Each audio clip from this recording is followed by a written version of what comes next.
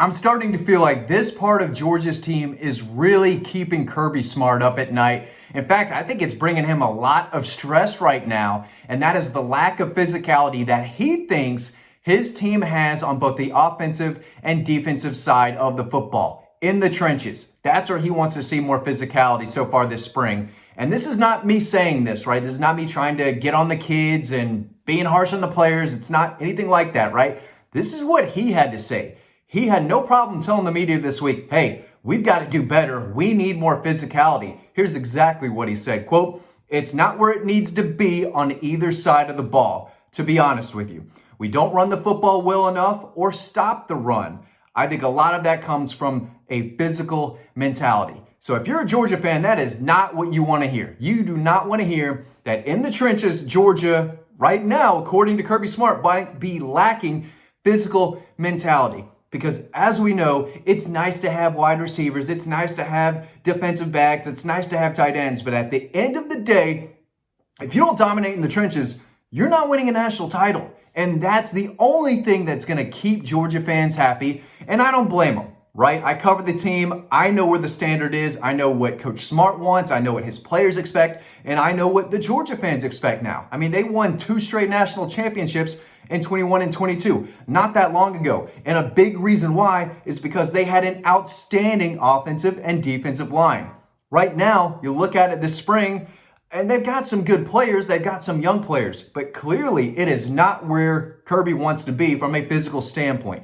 And we saw it lacking a little bit last year. On the offensive line, they weren't blowing a lot of people backwards, right? The run game wasn't there. And a lot of that was because the holes weren't there, right? They weren't getting pushed. They weren't driving guys backwards. And you saw it, right? It was a real struggle at times. Defensively, I thought the defensive line was good, not great. In fact, I thought it was really good at times, but again, there were some games where they got run on, right? And if you're getting run on, you're not winning a national title. And if anyone knows that, it's Georgia fans, right? That 21 defense, you could not run the ball on them. Just couldn't do it. They refused to let anyone run on them.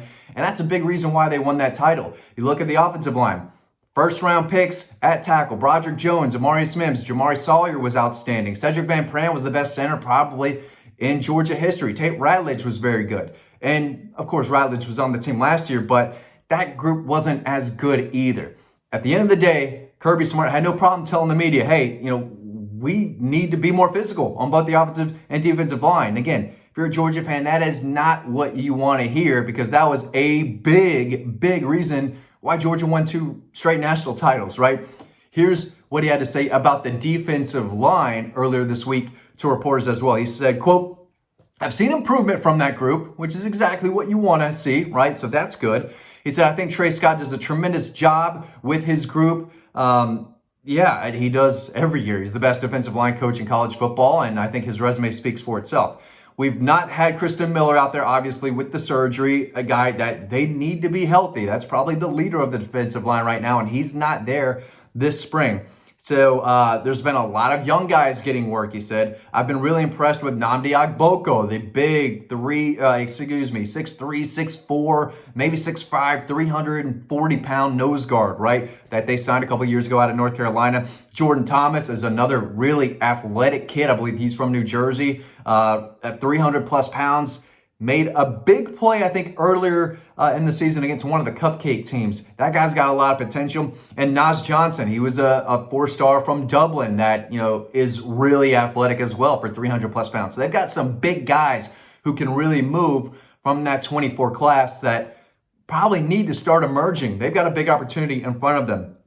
He went on to add, they're working their tail off to get better. They're buying in. They've seen what Trey has done with the guys in their second year, with guys in their third year, and then guys in their fourth year really do well here. So they're buying into that. As far as personality, no, I don't think defensive linemen have what Jordan Davis has. I think someone asked him about, the mentality and something about Jordan Davis. And he said, no, I mean, Jordan was a special guy, both on the field and off the field. He was that big, jolly giant that when you turn the lights on, you flip that switch, he puts that helmet on, he's an enforcer. Y'all know, dude's a Georgia legend. Those guys don't come along very often. Even though he was a 3-star, everyone missed on him, but Trey Scott, Kirby Smart, they turned into the guy they thought he could be, and the guy he was, and the guy he is right now for the Philadelphia Eagles. Do they have a Jalen Carter on the roster? I think possibly Elijah Griffin could be that. Warren Brinson said at Pro Day, hey, that guy's the next Jalen Carter. That is a game-changing, disruptive defensive lineman, if that turns out to be the case. And he could be. He was a top 5 prospect in the country for a reason. And we're going to see him this year. I really believe that. But they need the most out of Christian Miller, who has shown flashes that he could be one of the best defensive linemen in the SEC. Jordan Hall has the potential, when healthy, to be somewhat close to Jalen Carter at his peak. I thought that out of high school, the way he played. He was so disruptive, lived in the backfield, just shed blocks with ease. Big, powerful hands. He's got that same type of body, and everyone raved about him in high school. There's a reason he was a 5-star. Year 3, I believe, for him, right? So year 3, former 5-star, you should expect that guy to make a ton of plays if developed properly. And these guys are getting developed properly by Trey Scott and Glenn Schumann and that defensive staff. They might be the best in the country. So a healthy Jordan Hall, I think, could be a true game changer for them. A healthy Christian Miller is going to be a very good player for them. And if they do get guys like Nnamdi Ogboko coming in to take on those double teams, and stop the run in the middle, and a guy like Jordan Thomas takes a big step in year 2. Nazir Johnson, who's a top 100 prospect in the country, dude can do a standing backflip at 300 plus pounds. That's alien stuff. You know, normal humans are not supposed to do that. He can do that. If he can turn into a football player, which I think he's on his way to, that's a guy who can make an impact. Elijah Griffin, I think, again, he's turning heads. People are a little shy to say how good he's been and the potential they see in him, but the guy's going to be a freak, no doubt about it. And we're going to see him this year. So can Georgia's defensive line take a step forward? They're missing guys, no doubt about it, especially all along the line, not just in the middle, but towards the edge too. But again, apparently that's a group that Kirby Smart wants to see more out of. On the offensive line, can Ernest Green get back to full health and say, sorry, Monroe Freeling, the left tackle spot is mine. I know you had to come in when I got hurt towards the end of the season, and it wasn't all that great against the Sugar Bowl, but that left tackle spot is mine. Why don't you man down the right tackle, right? Micah Morris coming in, who's finally probably going to be a starter, right? His 4th year. Dude could have transferred. He said, no, I want to work. I want to be the starting left guard at the University of Georgia.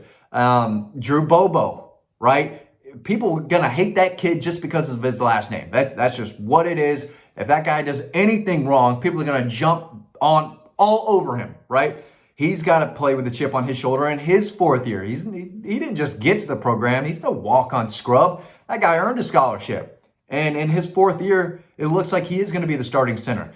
He's got to show that he is good enough to get some push and open up some of those run lanes in the middle. But right now, Kirby says a lot of it comes from a physical mentality. You have to get after it. You got to be a dog in the trenches. You have to, bring that mindset, not only to practice, but on the field. And, they're replacing a lot of guys, both on the offensive and defensive line. And it's up to Kirby Smart to get the most out of these guys. It's up to Trey Scott and Stacey Searles to game plan around their strengths. But at the end of the day, you've got to be physical. And a lot of it is strength, power, knowing what you're doing, but playing with that dog and you playing with that physicality, both from a physical standpoint, but from a mental standpoint too. If you get pushed backwards one play, it's like a receiver and a defensive back. Put the play away, get after it again, and give it a better effort or do something different, right? If you're an offensive tackle who gets beat, put it behind you, learn from it, and do better, right? Try to improve as the game goes along, right? So